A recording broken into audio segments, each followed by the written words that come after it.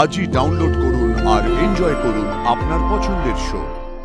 তোকে একটা কথা বলবো বাবা, মলের পরের টাকা, বৃষ্টির পড়াশোনা খরচা, বাবার লোনের টাকা সব তুই সামলে নিতে পারবি। তুই যদি শ্রীপর্ণাকে, আমার স্ত্রী, আমার কন্যাকে নিয়ে আমি বাড়ি ফিরবো না।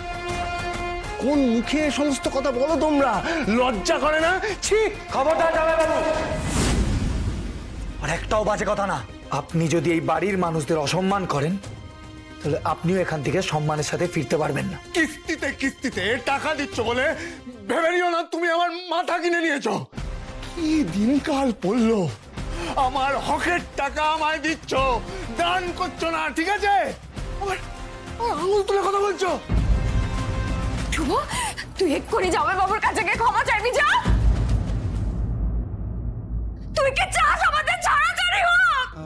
যা না, যা না। সরি জামাইবাবু, আপনি প্লিজ আমাকে ক্ষমা করে দেবেন। আসলে আমার বাবা মাকে কেউ অসম্মান করলে সেটা আমি সহ্য করতে পারি না। প্লিজ আপনি। বলা হয়ে গেছে, বাই। জামাইবাবু যাবেন না, আপনি প্লিজ আমার দিদি আর তিতলিকে নিজের সঙ্গে নিয়ে যান। এভাবে বিয়ের পর বাপের বাড়িতে পড়ে থাকতে কার ভালো লাগে বলুন? জামাইবাবু, আমি আপনাকে কথা দিচ্ছি, আপনার কোনো মাসের চিস্তি মার যাবে না।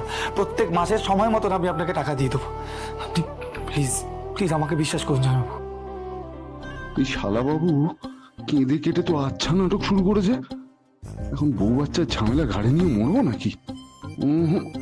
তাড়াতাড়ি কেটে পড়তে হবে। ঠিক আছে, যা হওয়ার হয়ে গেছে, বাদ দাও। আমি রোহিত, তুমি কি আমাদেরকে নিয়ে যাবে? আগে না, কি দিনকাল পড়লো। স্বামীকে ডেকে অপমান করে আসামি বানিয়ে এখন এখন বলছো আমাকে নিয়ে যাবে। সেই মল্লিকা, ছি!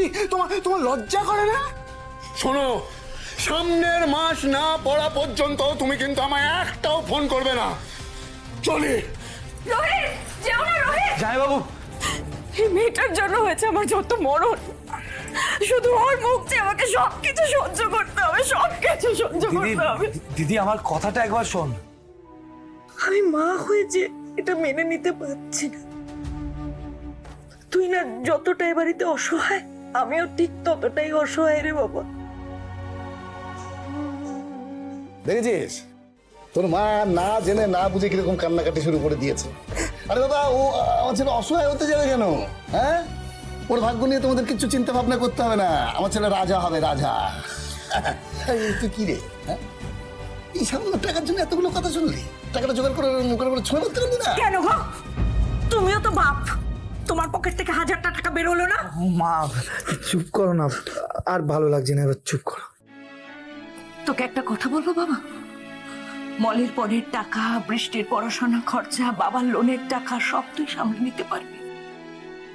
তুই যদি শ্রীপর্ণাকে,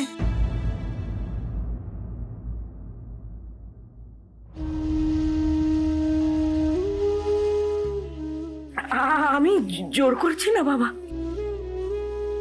তোকে একটু ভেবে দেখতে বলছি।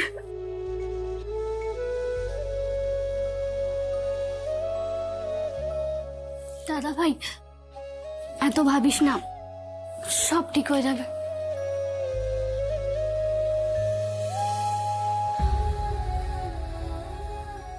কি হবে সে তো আমার মহাদেবী জানে।